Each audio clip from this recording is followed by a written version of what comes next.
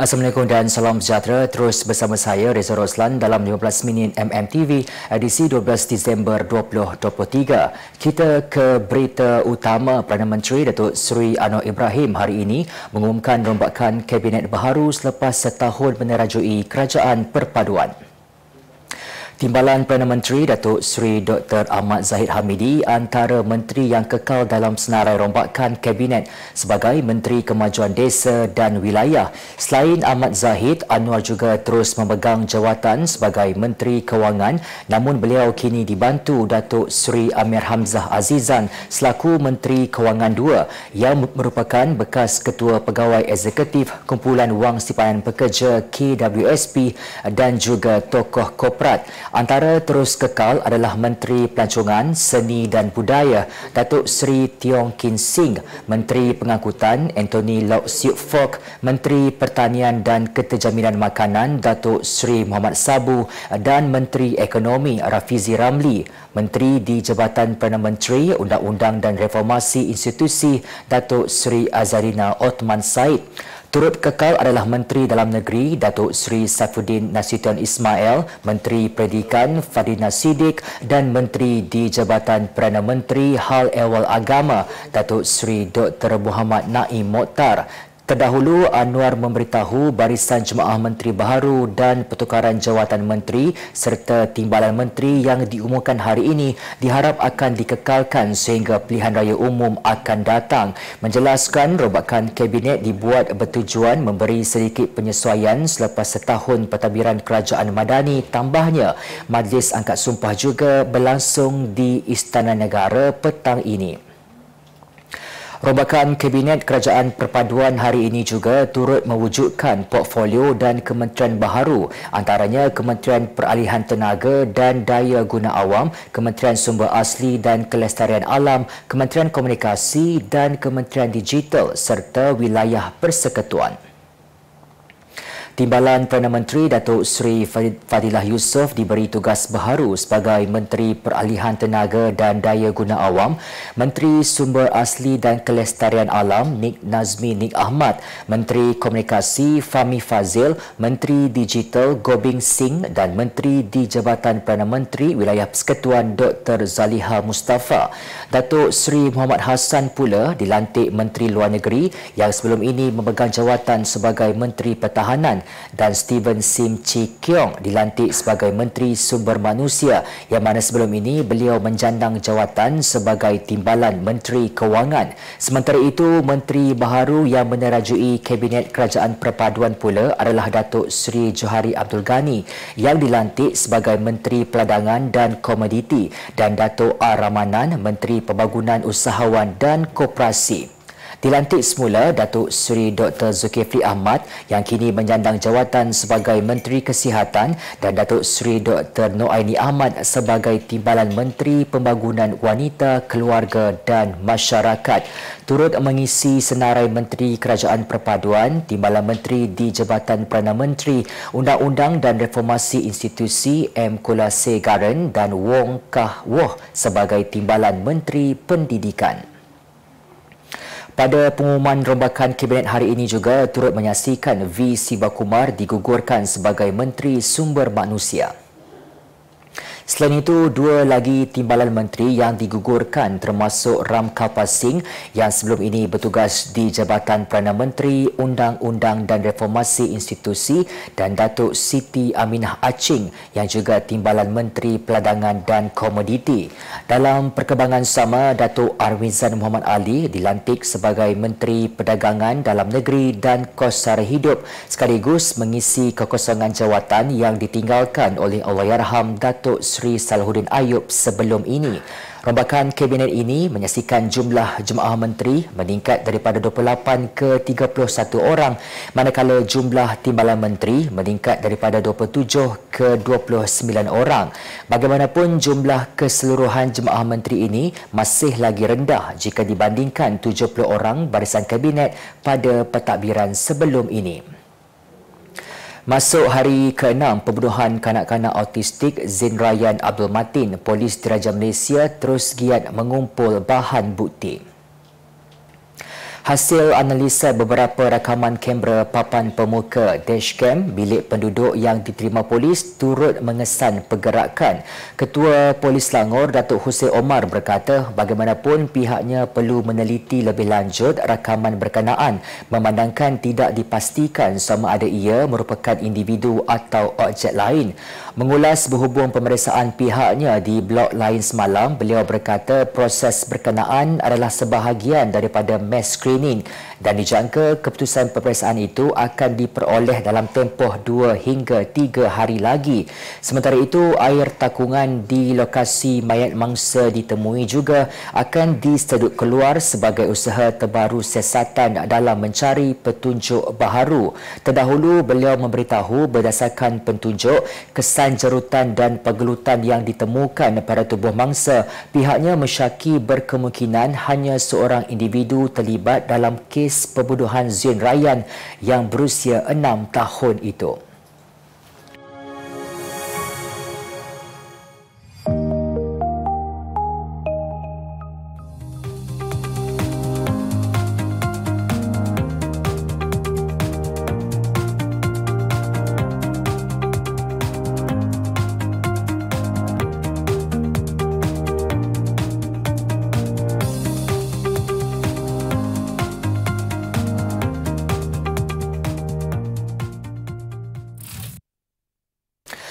Pengarang Sarawak Report Claire Castle Brown, penerbit dan pencetak buku The Sarawak Report, The Inside Story of the 1MDB Expos diperintahkan untuk membayar RM300,000 kepada Sultanah Nur Zahirah selepas didapati memfitnah Sultanah Terengganu itu dalam buku terbabit. Panel 3 hakim yang diketuai Datuk Hadar Rashid Ismail dan bersidang bersama-sama Hakim Muhammad Zaini Mazlan dan Datuk Azhari Kamal Ramli sebulat suara memutuskan demikian selepas mendapati Mahkamah Tinggi yang mendengar perbicaraan kes itu telah terkilaf apabila membatalkan saman tersebut. Mahkamah turut memerintahkan Claire dan dua lagi untuk membayar kos sebanyak RM120,000. Sultanah Nur Zahirah memfailkan saman fitnah tersebut pada 21 November 2018 dengan menamakan Claire, penerbit Gerak Budaya Enterprise Chong Tong Sing dan pencetak Willing Press Sendirian Berhad sebagai defendant pertama hingga ketiga. Dalam penyertaan tuntutan, Sultanah Nur Zahirah mendakwa Claire membuat penyertaan yang antara lain menggambarkan baginda terlibat dalam amalan rasuah, mencampuri pentadbiran Terengganu selain menggunakan statusnya untuk mempengaruhi penubuhan Terengganu Investment Authority TIA yang kemudian menjadi 1MDB. Terkenal sebagai antara pepengaruh media sosial, nama Carol Aming memang tidak asing lagi dalam dunia masakan. Terbaharu resepi McMing miliknya kini turut tular sehingga menyebabkan beberapa bahan masakan itu kini kehabisan stok di pasaran. Seakan salah satu menu di sebuah restoran makanan segara terkenal, video resepi yang dikongsinya di laman TikTok miliknya juga sudah ditonton hampir 6 juta kali. Menggunakan bahan-bahan tempatan, pengikut Carol Aming atau nama sebenarnya Carol Aming Kemaruzaman, 31 tahun, turut memuji resepi masakan tersebut yang dikatakan lebih lazat dan berbaloi. Selain resepi McMing, bekas pelajar bidang kejuruteraan dari Vanderbilt University di Amerika Syarikat juga pernah mencipta beberapa resepi makanan lain. Berita luar negara, gara-gara menggunakan pemati api untuk mencari penutup tangki petrol, kereta seorang lelaki dari Rusia mencetuskan kebakaran besar di sebuah stesen minyak. Rakaman televisyen litar tertutup CCTV stesen minyak tersebut menunjukkan lelaki berkenaan meraba-raba mencari penutup tangki petrol sebelum api muncul dan merebak dengan cepat. Seorang individu dewasa dan kanak-kanak yang berada di dalam kenderaan itu juga bergegas keluar untuk menyelamatkan diri.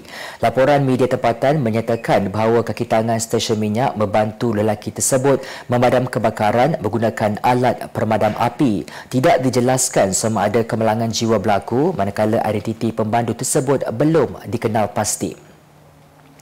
Seorang pemilik rumah di Singapura menerima kecaman orang ramai selepas mengubah suai kawasan koridor di hadapan unit pangsapurinya menjadi dapur.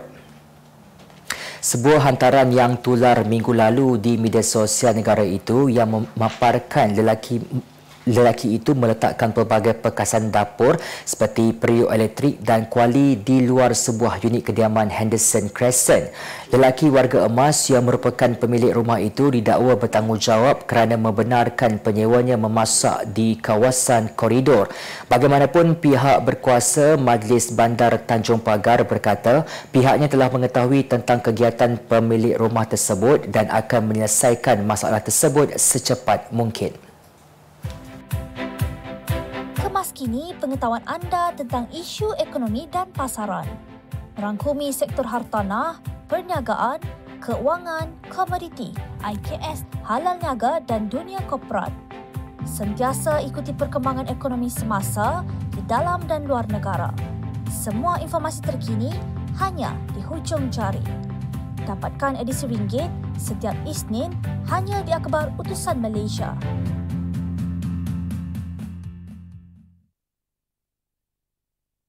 Kita ke berita ekonomi. Bursa Malaysia Derivatif Berhad melancarkan kontrak niaga hadapan mata wang pertama mini USD CNH Futures FCNH bagi membantu mengurangkan risiko kredit rakan niaga serta menyediakan pasaran yang telus, terkawal dan mudah diakses.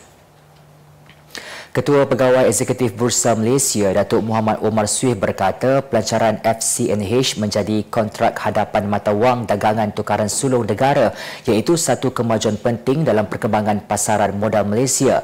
Mini FCNH yang menjadi kontrak hadapan mata wang pertama dilancarkan menerusi perjanjian pelesenan dengan HKES. Jelasnya, FCNH menyediakan akses telus dan dikawal selia kepada perusahaan kecil dan sederhana PKS dan pemilik perniagaan yang berurusan dengan China serta mewujudkan peluang perdagangan baharu untuk lindung nilai risiko mata wang renminbi berantasi aset yang berbeza. Indeks pengeluaran perindustrian IPP memulih kepada 2.7% pada Oktober 2023 dipacu oleh prestasi kukuh sektor pelembungan di samping pertumbuhan berterusan pengeluaran elektrik dan pembuatan menurut Jabatan Perakaan Malaysia DOZM. Ketua Perangkawan Malaysia Datuk Seri Dr. Muhammad Uzair Mahidin berkata IPP kembali kepada momentum positif pada Oktober 2023 merekodkan pertumbuhan 2.7% ke tahun berbanding negatif 0.5% yang dicatatkan pada bulan sebelumnya. Beliau menjelaskan peningkatan pengeluaran pembuatan pada Oktober 2023 disokong oleh perkembangan dalam industri berorientasikan domestik sebanyak 6.7%. Kenaikan ini didorong oleh pertumbuhan sebanyak 10.6% dalam pembuatan kenderaan bermotor, trailer dan semi-trailer dan juga pengeluaran sektor pelembungan turut meningkat ketara sebanyak 8.7% pada Oktober 2023 yang mencatatkan pertumbuhan kukuh sejak September 2023. Berita sukan, penggunaan video bantuan pengadil VAR dalam Liga Malaysia Liga M dapat menjamin keadilan terhadap kedua-dua pasukan dalam apa jua pertandingan pada masa akan datang. Penganalisis sukan tempatan Datuk Dr. Pakar Ramli berkata penggunaan VAR merupakan satu permulaan untuk sukan bola sepak negara yang akan dipandang tinggi dan ia juga sudah menjadi satu keperluan memandangkan banyak negara luar menggunakan teknologi berkenaan. Terdahulu, Ketua Pegawai Eksekutif Liga Bola Sepak Malaysia MFL Datuk Stuart Ramalingam berkata VAR sepatutnya bersedia digunakan sebaik aksi Liga Super bermula pada pertengahan April tahun depan. Dengan penggunaan sistem VAR pada saingan Liga Super musim depan secara tidak langsung, ia akan membantu mengurangkan kesilapan pengadil. Bekas bintang Liga Primera Argentina Jalil Ilyas dikabarkan telah bersedia untuk menyertai gegasi Liga Malaysia Johor Darul Takzim JDT bagi musim depan. Berita ini susulan pemilik JDT Tunku Ismail Sultan Ibrahim memuat naik gambar bersama pemain kelahiran Argentina itu di laman Instagram biliknya. Tunku Mahkota Johor TMJ sebelum ini mengesahkan Ilyas yang berusia 27 tahun itu mampu memberikan lebih keseimbangan di jentera penggerak Harimau Selatan. Sebelum ini pemain dengan nama sebenarnya Jalil Juan Jose Ilyas beraksi selama 2 tahun bersama kelab San Lorenzo dalam Liga Primera Argentina selain telah menjaringkan 3 gol dalam 33 penampilannya. Dalam pada itu terdapat kabar angin yang menyatakan pemain pertahanan muda Terengganu FC TFC Azam Azmi Murad akan berhijrah ke JDT bagi musim depan, manakala pemain sayap JDT Safawi Rashid pula dikabarkan akan kembali bersama TFC.